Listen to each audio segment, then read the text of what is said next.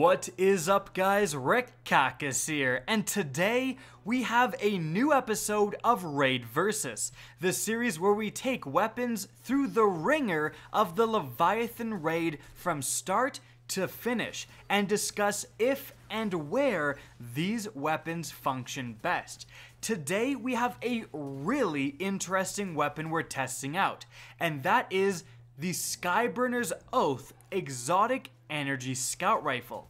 This weapon is so interesting because it's an exotic weapon that seems to be purpose-built for a raid against the Cabal. It has perks that make it better against the Cabal than, well, frankly, any other exotic weapon. So this is where this weapon functions best, right? This is the weapon that should just be so clearly one of the top choices to use in Leviathan. And that was many people's speculation before the raid ever came out. But is it? We're taking all 6 fireteam members with the Skyburner's Oath exotic weapon through the raid, and let's start from the very beginning with the Castellum encounter. Now, a little bit about this weapon, because let's go over its exotic perks. The first one is Slug Rifle. This weapon fires solar slugs that get stronger when aiming down sights. Next up, we have the exotic perk for the Empire. This weapon is full auto, does extra damage against Cabal, and penetrates Phalanx shields. In addition to that, it does have intrinsically the focused fire perk. When you're firing it aiming down sights, it is substantially slower, but does more damage than when you're just hip firing. It fires a lot faster. So again, with the Castellum encounter, with Cabal absolutely everywhere, and Phalanx everywhere for that matter, this weapon should be at its top performance. And it kind of is. It is very useful to have a weapon that just dismantles Cabal, and that's kind of what this weapon really does. Against normal Cabal, it's certainly no slouch. You can go in close and play very aggressively, and then use the hipfire portion of the focus fire to be doing quite a lot of damage output. You can also play passively, stick back, aim down sights, get a much more heavy hitting round, and still have a very accurate weapon that can easily take out normal Cabal. And this weapon, penetrating Phalanx shields, is legitimately noticeable. It is so helpful in this encounter to shoot right through those shields, and without that, you can kind of come into some problems. It's a lot of a waste of ammunition to deal with those Cabal shields with any other gun, frankly. And again, it can be problematic, and it can even get you killed. This weapon completely negates that advantage that the Cabal have over you. Additionally, against the yellow health Centurions, it's decent. It isn't absolutely fantastic. You probably want to use your power weapon, but frankly, that's true for pretty much any kinetic or energy weapon. I don't expect this weapon to be ripping through the yellow health enemies, but against them, it's certainly decent, and it being solar helps against the shields you're often going to find in this encounter. But, the big but, is that very recently, in fact the last Raid Versus video, we did the Sunshot exotic hand cannon. That weapon was excellent in this encounter. I gave it a 9 out of 10. Is the Skyburner's Oath better than the Sunshot? That's a really interesting question, right? We've just gone over that this weapon, it's purpose-built against the Cabal. So if it's as good as, or potentially worse than another exotic energy weapon, I mean, what's the point of using it? And that is a really kind of big conundrum, and frankly, I don't know the answer. I can't definitively say that it's worse or better, judging from my playtime with it, but the fact that it's this close, that I cannot legitimately say that Skyburner's Oath is better, is not a good thing. You have a weapon purpose-built against the Cabal just being as good as another just really good energy weapon. The Sunshot running in and causing solar explosions and just dismantling the groups of Cabal that spawn in this arena is a huge advantage, and I'm not sure the Skyburner's Oath doing a little bit more damage and having a much easier time with the Phalanx Cabal makes up for that. Still, in this encounter overall, it is performing at its best. I would give this weapon, again, a 9 out of 10. I think it does tie with the Sunshot. But moving on from there, The rest of the encounters are more than just killing Cabal, so does the Skyburner's Oath hold up? Well, let's take it first into the Pleasure Gardens. Now in the Pleasure Gardens, of course it's going to be pretty decent at taking out the beginning host of enemies, the normal war beasts and then the beast herders. But frankly, this portion of the encounter is just to gain ammunition. The real question is how much damage is this capable of doing against the actual war beasts, the things you have to kill? Well here, and you can see when I test it out, it's decent.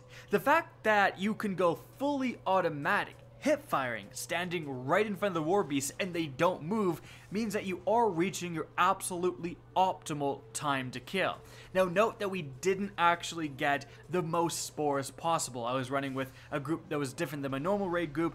We still beat this encounter pretty easily, but we're not pulling 60 spores is what I'm saying. Still, this is more than enough spores to be able to kill your own war beast. So in this encounter, it's pretty average. You're still wanting to use a power weapon. There wasn't really any kinetic or energy weapon that has impressed me in this part, kind of aside from the sweet business. That did put on quite a show in terms of damage output. But this weapon, again, it's certainly not bad. You are able to get its optimal DPS, and for an energy weapon, it certainly packs a punch. But still, you are going to want to use something like a power weapon, the Hawthorne's field shotgun, or an even better example would be the Merciless. Using the Merciless over this weapon is certainly a great idea, and that's somewhat normal. Again, you're not using your energy or kinetic weapon 99% of the time within this encounter. So I would give this Skyburner's Oath a 5 out of 10. It's just average. But moving on from there, we do get a lot more interesting encounters where you're using your energy and kinetic a lot more. So let's go to the Gauntlet encounter. This encounter is broken up into several sections. The first section is fighting off hordes of enemies until they eventually stop spawning, and then you run around the aforementioned Gauntlet. Well, against these enemies, there are no phalanxes, so you don't get the bonus there. Against the normal Cabals, it's just fine. It's nice being able to aim down sights and one-shot kill the Scions, which is very, very good. And against the normal Legionnaires, there's certainly no problems here. Against the yellow health Centurion that spawns, again, you're probably better off using something like a power weapon, and this weapon functions just fine. It doesn't impress me in terms of its damage output. The sweet business and something like the Cold Heart are probably actually better, but this isn't slouching. It's perfectly average at dealing with those yellow health enemies. Moving on to the second section, is this weapon decent at just shooting the arrows? Well, here, it's fine. There was a little bit of a problem, actually.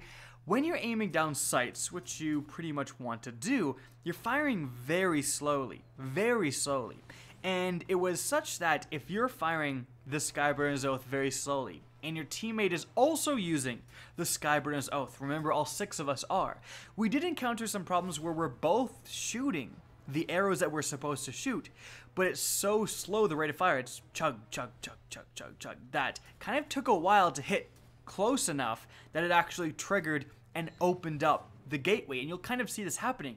We're shooting, and then finally, when our runner actually gets there, it opens up. So it's a very interesting kind of downside of this weapon, that the slow rate of fire can somewhat be problematic, whereas a faster firing 450 rounds per minute auto rifle like the Prosecutor is totally fine, doesn't have that problem whatsoever.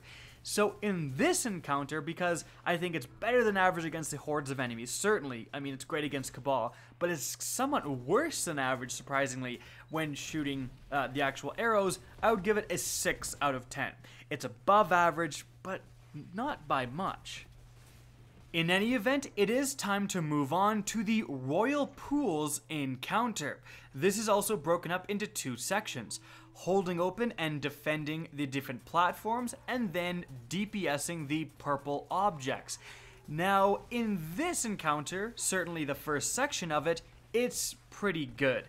Being able to have that focus fire ability is actually helpful. You can focus fire the crap out of the bathers that spawn. Again, using your power weapon, using a pulse grenade is what you want to do, but it's what you want to do with any energy or kinetic weapon. And this weapon being able to get that focus fire DPS output is pretty decent. Like throwing one pulse grenade and then just hip firing with this weapon, you should have no problem taking out your bather. And then against all the other enemies that spawn, it can also be useful. You can hip fire, you can take down the close enemies that get right up next to your platform, and then you can aim down sights and then slowly pick off any of the legionnaires or scions that spawn in the background. So it's actually pretty versatile, and I did enjoy using it for this section of the encounter. But how is it in the second section? How is it with DPSing the purple objects? I mean, you have to kill all of them to advance to the next section, so that is very important. Well, here it's decent.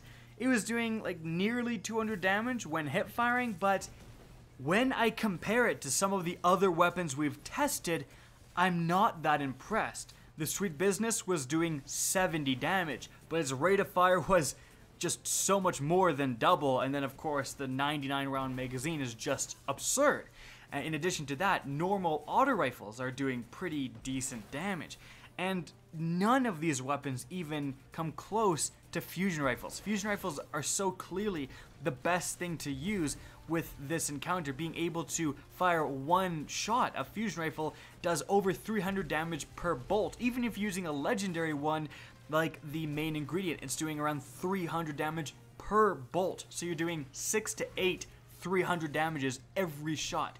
And so that's just going to out DPS the heck out of the Skyburner's Oath, which is a little disappointing. I thought it would maybe do some decent damage here, but it really didn't do anything massively special.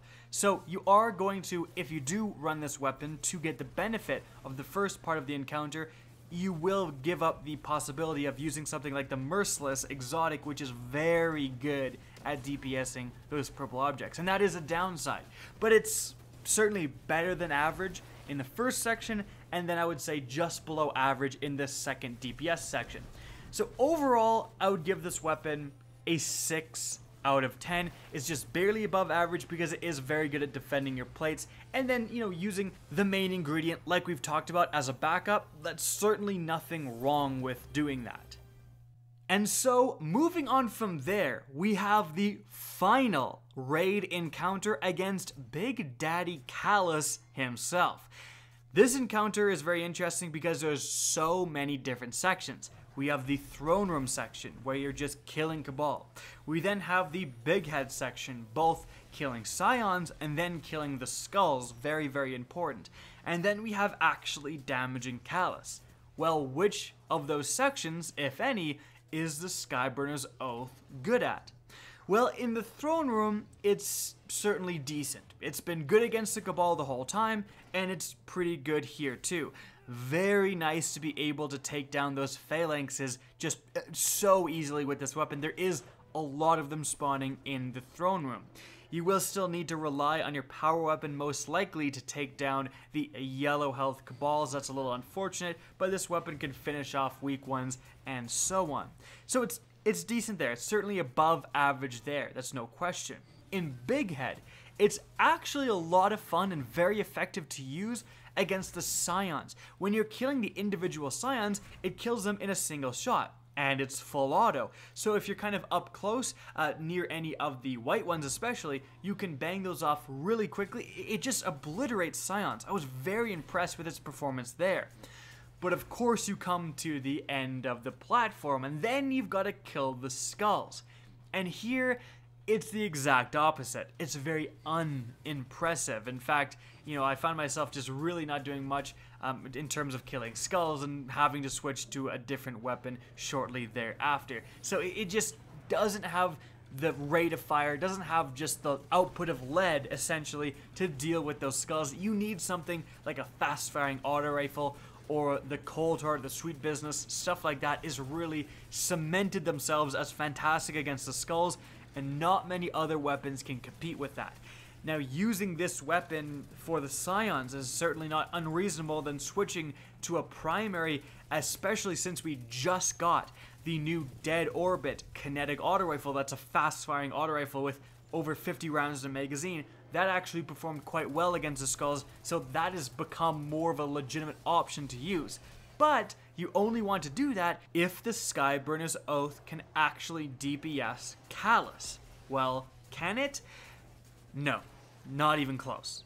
Now, again, we were messing around with the Skyburner's Oath. We didn't get the most skulls. If you look, it's in the 80s, but still, that's more than enough skulls to be doing decent damage. If you have over 80 skulls, you can definitely, a talented team can definitely one-phase Calus.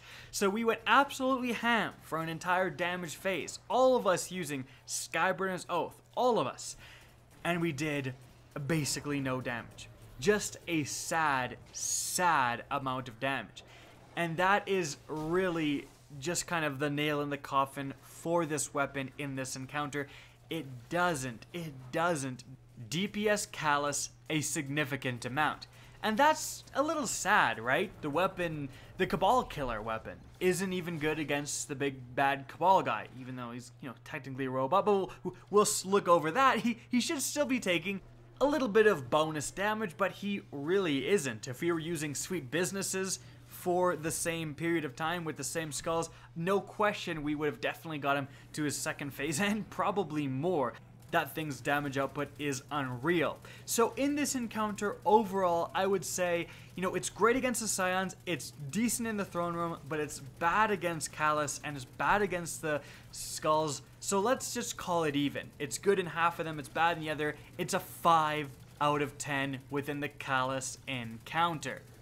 So, overall, is the Skyburner's Oath worth using in the Leviathan Raid? How is it, what is its rating overall throughout this entire raid experience?